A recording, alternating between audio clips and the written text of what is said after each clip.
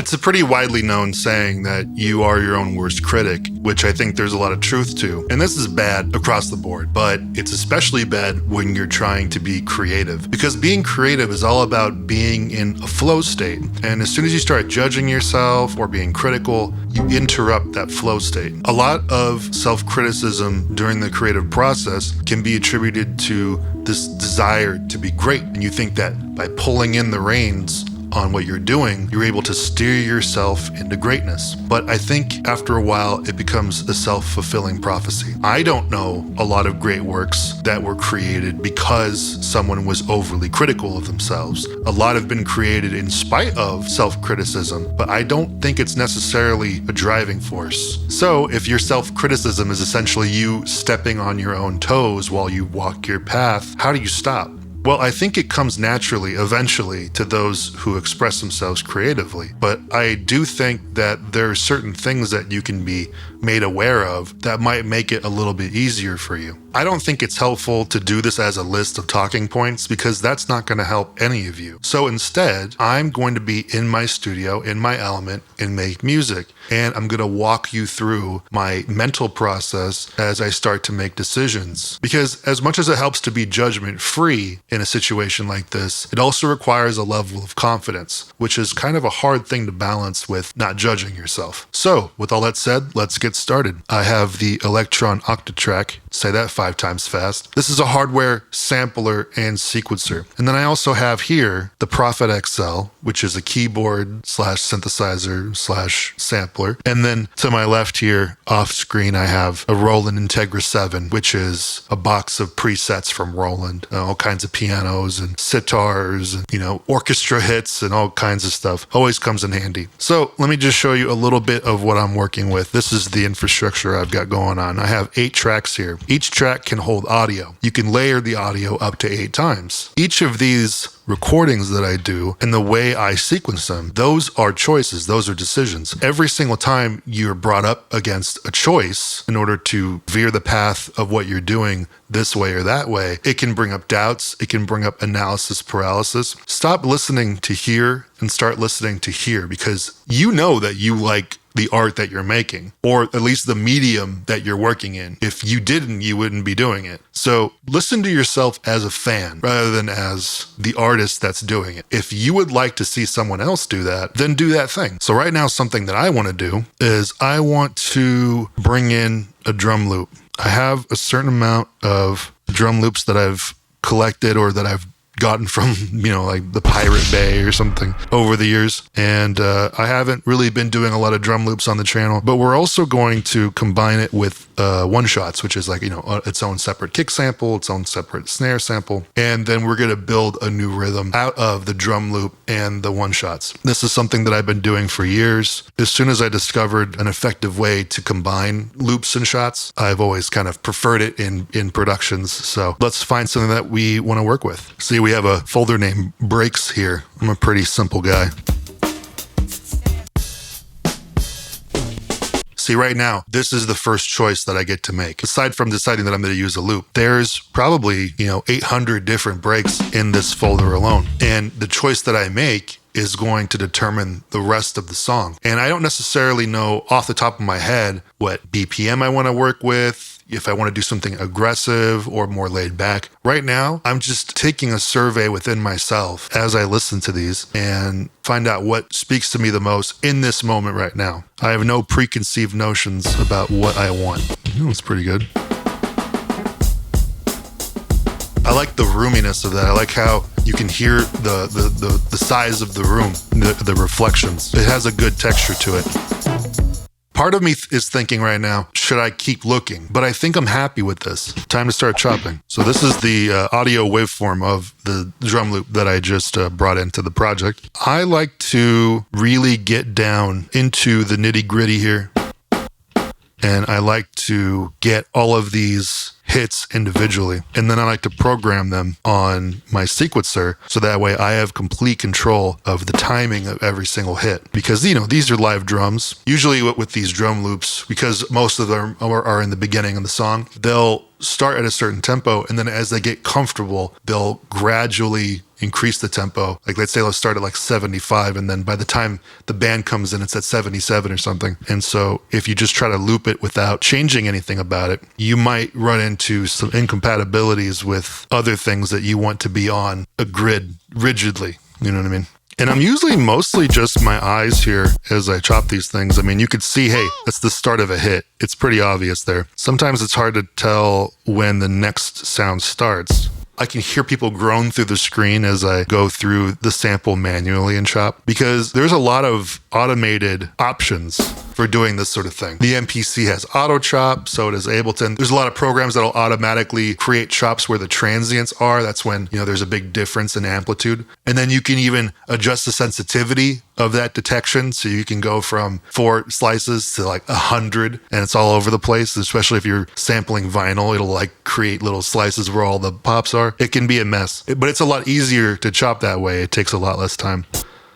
But I do feel like there's an artisan advantage to taking the time to listen to every chop by yourself and make those decisions, even though they might be obvious for a computer. Because at the same time, what I'm doing is I'm familiarizing myself with the drum loop. Also at the same time, in a weird way, this kind of silence for me, thinking-wise, kind of recharges my batteries in terms of the capabilities of my decision making. I find myself in situations where I'm making a beat too quickly for myself because it's so easy to. All the options are there. Drag and drop with splice, or, with like a DAW where you can kind of just bring things together real quickly. Sometimes that's the situation where I'm going, oh, this is going too fast. I'm not familiarizing myself enough with the materials that I'm pulling from, or the chords I'm creating. I don't know where to go from here because I'm a stranger to the music. I don't know if that makes sense. That might just be me, old man yells at cloud moment, but that's really how I feel. See, in this context, it feels kind of silly, just a slice that has that little ghost snare. It's nice to have all these things separated. See, that hi-hat is actually really quiet, so I have to zoom in on the waveform here to see where that started. I think it's right here. And I gotta say, when I'm chopping like this and I'm just taking each individual hit, I do think it's an objective experience, and it allows me to have the freedom later to make choices on the fly that I want to. I can either stay faithful to the pattern of the original loop, or I can completely decimate it, or like chop it up, mix it up, vegetable soup basically. And I do think that that's a part of creating a judgment-free environment for yourself, because what if you didn't do enough during this phase and you wanted to do something different later on? You're going to judge yourself. You're like, really? You're going to stop all this and you go back just so you can get this little ghost snare on its own? Do you think that's worth it? Then you start getting in those sort of discussions with yourself. To me, this saves a lot of that inner dialogue for me. Okay, I think I have enough there. We're going to start by just plugging this in. So now it's time to put all this in the sequencer. So I just put those in where I know, hearing it rhythmically, that's where they should be. But, it's way too slow, so let's speed this up. Now I'm hearing like little bits of silence in between these slices. That's actually a vibe if I want to go that way. But if I don't, I'm going to do something later where I can kind of fill in those gaps pretty easily. Great, so I have all the chops sequenced. And so I'm going to turn on ping pong looping as a way to fill in the gaps. Let's see what that sounds like.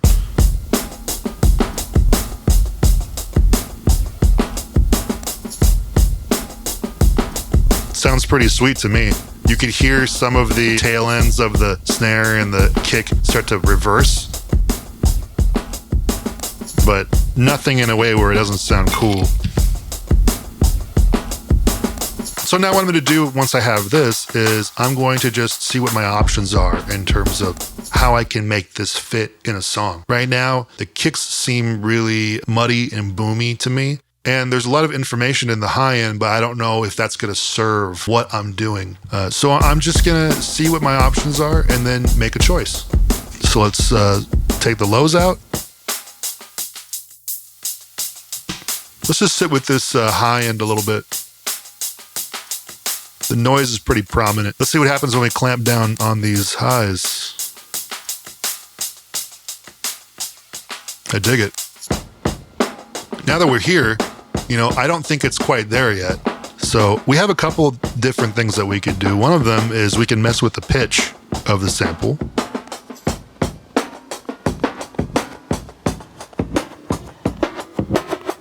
And it's not time stretched. So as it gets faster, you start to hear some more of that, the forward and reverse sort of effect that's happening. And then as we turn the pitch down,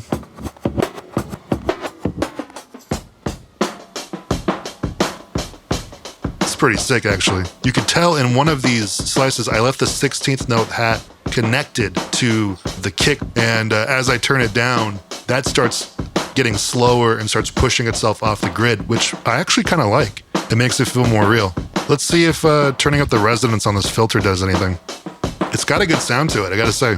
So now let's just see what happens when we bring in another kick. I gotta find a kick that'll work. You can't just bring in any kick that you like. Whoa. That works. So I'm taking this kick one shot and I'm mirroring the kick that's happening in the drum loop that I chopped up. And then I'm turning the kick down. I don't want it to overpower the break. I want it to just add to it. Because we just took the kick out and it sounds hollow now. But when I bring this kick back in, it kind of sounds like it was always there, right? Now let's see if the kick would sound a little bit more glued if it were pitched up or down. See, to my ears, I don't know if -4 sounds best. I don't know if +1 sounds best. That was originally my favorite, but then I started listening down underneath. I'm going to commit to the -4 in terms of the kick pitch. I'm going to commit to that. Okay.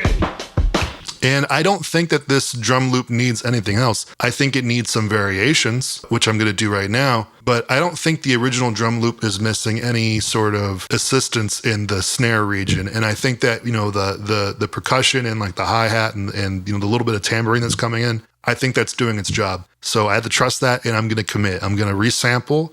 I'm going to make this one audio file, the kick and the drum loop. And if I want to, you know, change anything from there, I can just edit the audio file, but it will be editing, you know, the entire thing. But first, I want to create a couple different patterns with these drums because I have some extra material hanging around with the drum loop. So I just created a version with that slow snare roll so that way I can put it in parts of the beat I'm making that's going to signal, you know, a change or going back to the beginning. I also have here some more chops that were after the loop that I'm using that have, you know, the tambourine. Okay, do you hear this? When the playhead hits 7, that slice, before the snare, it's too short. So it's kind of doing this weird artifacting thing. And I don't want that. And I don't want to go back in there and, you know, lengthen the slice because that's going to cut into the information here and the information there where other parts of the drum loop are happening. So what I'm going to do instead is I'm recognizing that this slice sounds an awfully lot like this slice. So if I copy and paste this over, it probably will sound pretty seamless. And it does. See, now that sounds good. This is me setting myself up for success here. Just the first 4 tambourine hits. I think that's pretty funky. Let me resample all of this into a new audio clip. So now we can bring that back in as its own sample. And I just have to slice this up so that way each of these variations has its own slice. So that's one slice. So for our purposes right now, we are just going to use the original vanilla loop that I was working on. And now I'm just gonna play around and see if there's anywhere else to go with it. I can pitch it up.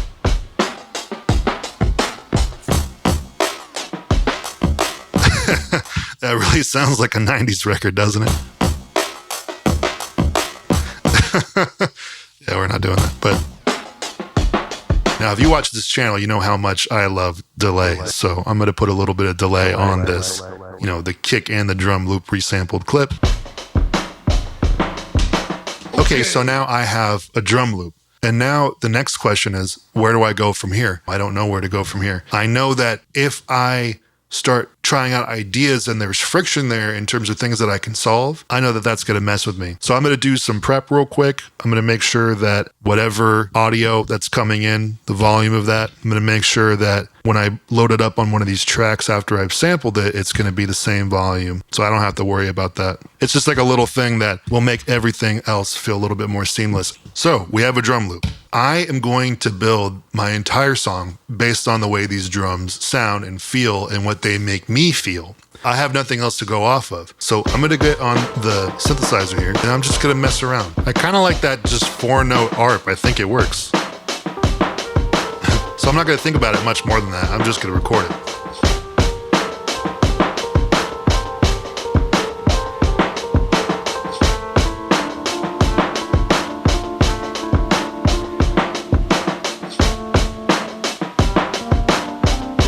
So I started stretching the initial idea out, and now I have this, 4-chord progression via an arpeggiator, and this is what I want to record. I like the way that those notes kind of decayed out. I'm still recording that. Schnoodle's editing it so that way it looks like I did that in, 20 seconds. That took me kind of a while to do. But that took me more like, 15, 20 minutes to do. But, go easy on yourself. If it takes you a long time to do, don't let that deflate you. That just means that it takes you longer. The end result is the same. It's just that if you don't have the chops, you just have to have a little bit more discipline about how long you let yourself spend on one thing. So here we go. We have on track 2, we have this piano.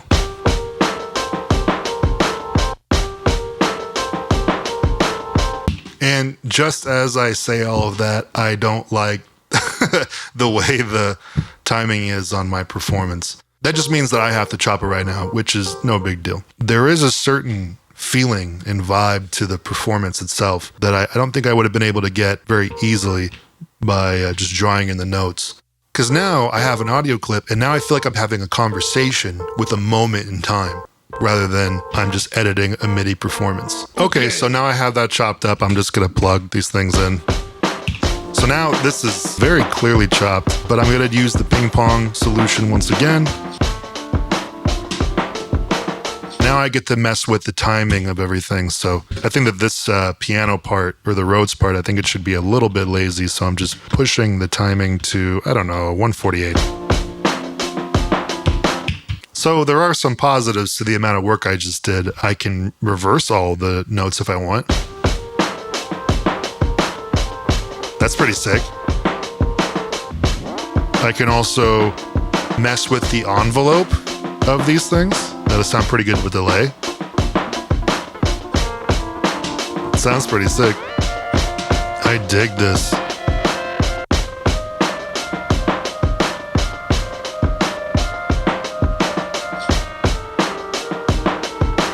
And I dig that. That's what I mean. You could get dejected, but then if you push through, you might find something better than what you were originally trying to do. So I want to get a bass going.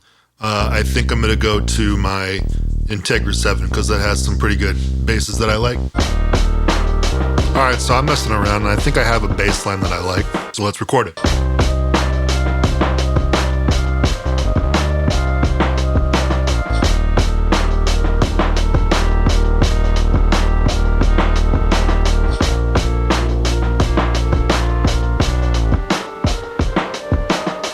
Let's see if that works. I think it might.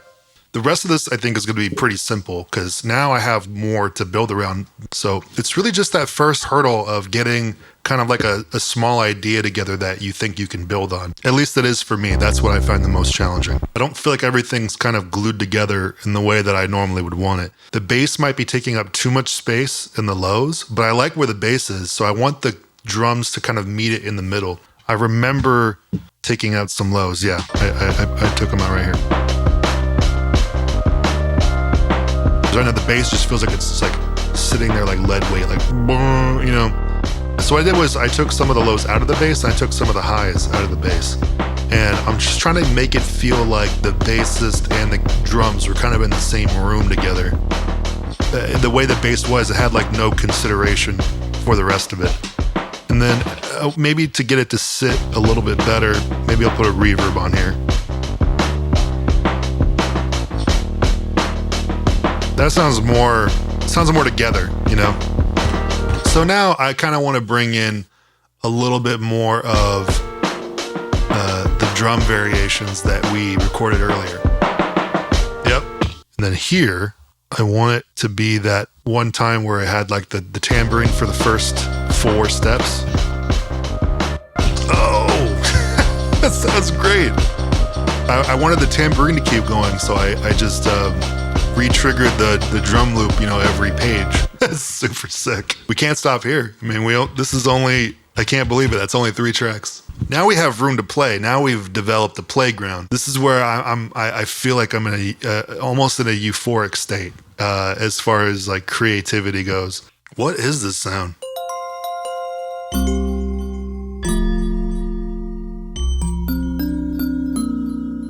That was the sound I was looking for. I was thinking like, I need like a mid 2000s like indie rock, sort of like a weird instrument that they'd bring in to make their music sound interesting. Okay, let's try it.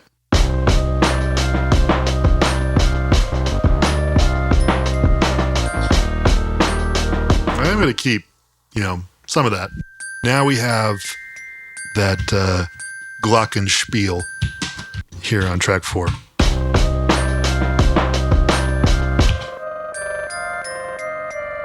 So right now that Glock is too clean.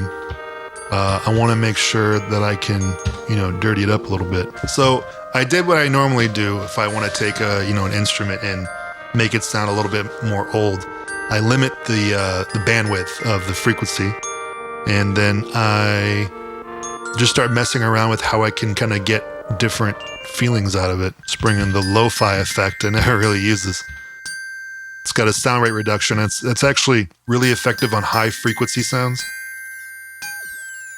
So now that I have the lo-fi effects dialed in, like the sample rate reduction, bit rate reduction, I'm going to use the LFOs to do a couple things. One is I'm going to create, an auto pan effect, which will help with, making it feel more like a supporting actor rather than the lead. And then I'm going to do another LFO, but on the filter. Now it's kind of doing a crazy dance in my headphones right now. And then I'm going to use the third LFO to affect the pitch.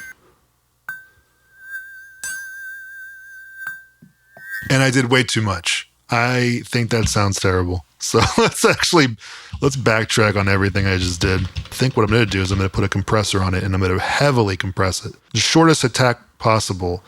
All it needed was just to be clamped down frequency-wise, a little bit of distortion, a little bit of reverb, take out the highs on the reverb to make it feel more like a warm sort of reverb. I was really overthinking it. I think the solution to it is just to let yourself do it. Be patient with yourself while you're just messing around. If something's not working, it's not going to be a bruise to your ego if you're like, what, actually cut this. Now the track is starting to take shape. I'm thinking that I want the drum loop kind of filtered out while the glockenspiel's in, just so there's room for it. Because right now I'm hearing like, oh, it's kind of full. Like this track, even with 4 elements, this track's kind of like busy. I want there to be, a filtered out drum loop like this.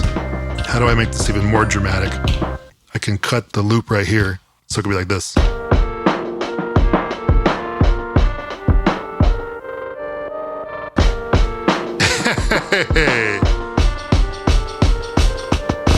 Every single time this drum loop repeats, the filter is opening up a little bit, so it starts here.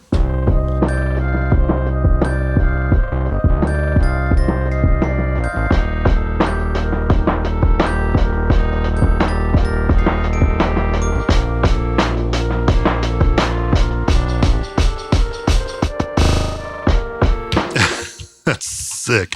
With other stuff coming in, I think that'll work. Ooh, I like this. It's chaotic and it's kind of unstable, but it's beautiful at the same time, so.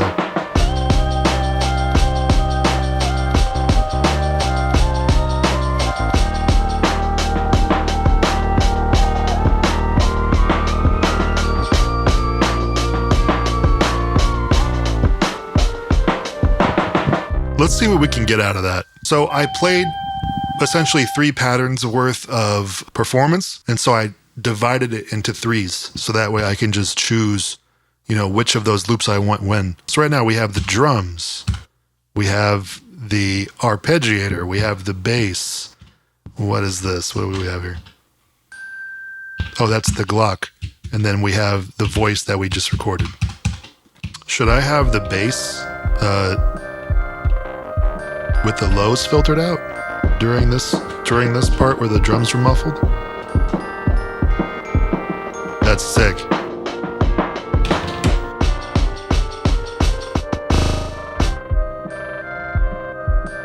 Yeah, that's cool.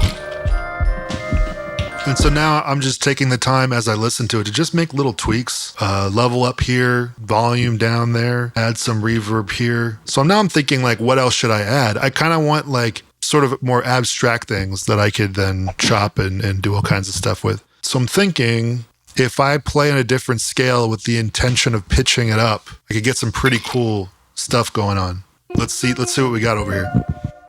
So I have this piano patch I created. I just want to isolate the piano there. Something where it's just... So what I'm doing is I'm transposing this synthesizer down by 5 with the intention of pitching it up by 5 in there. So I'm going to record that and then get it in there and see what we can do with it. I don't know if any of this is going to be usable, but this is the time to try stuff. This, in essence, is me shutting up and just doing it. I'm not too worried about, oh, what if it fails or what if this is a stupid idea? Because if it's a stupid idea, I think I'm okay with that. That's kind of the mindset that I have to be in order to really be at my best. And that goes for any musician. So let's slice all these. I'm actually not going to take the tails of these notes because I want it to kind of be busy and maybe I can loop them in a meaningful way. Okay, so now in track 6, I think, we have these pianos. Now remember, I played it on the piano pitched down by 5 semitones. Kind of has that synthetic music concrete sort of feeling that I was going for. So we're gonna get rid of this delay. And we thinned out the piano, and then I want it to kind of dance around the stereo fill a little bit. I like these pianos a lot.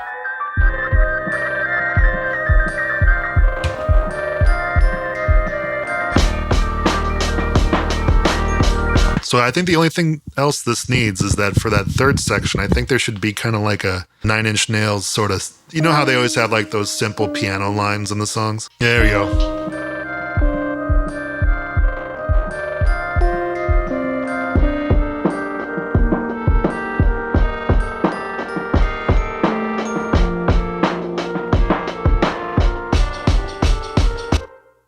Got it. So I'm taking the lows out of that. And I'm giving it some reverb, some long reverb. And then I want this also here, but maybe an octave up. This is just me figuring it out as I go. And then this last track, maybe I just get like a vocal sample or something. Let me see what's in here.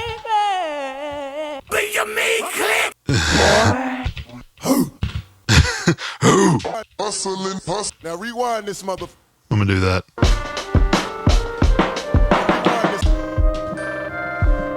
All right, I think I have it. I'm going to play back the whole track right now, and let's just see if it's done.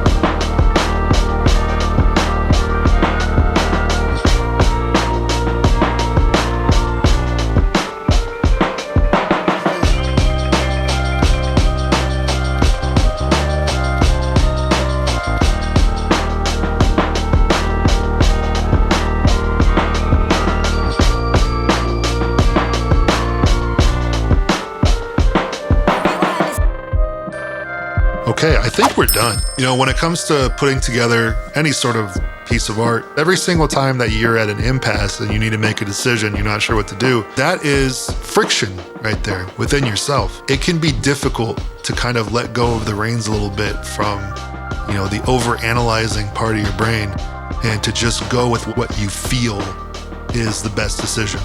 But I'm hoping that by explaining my thought process in terms of, why I do things I do here and make certain decisions, I hope that opened it up a little bit to you to help you do what you want to do, because, I have no playbook over here. A lot of the times when it's time for me to make a decision, it may look, due to editing and stuff, that, I know what I'm doing. But most of the time, it's me just playing. It's me playing and messing around and seeing what works. At a certain point, you go, oh, this is a vibe, and then you kind of just lean into it. If you don't allow yourself to do that and you're overly critical of everything that you do, it makes it impossible for you to have experiences like this. Don't question yourself too much. See it through to the end. And a lot of the time, you'll be glad you did. This beat will be able to be listened to and downloaded on my Patreon, which is my main source of income for the channel. If you'd like to support more, please take a look over there. I'm also now offering 1v1 octatrack lessons through my Patreon. So if you're interested in that, also take a look there. Thank you so much, and I'll see you next time.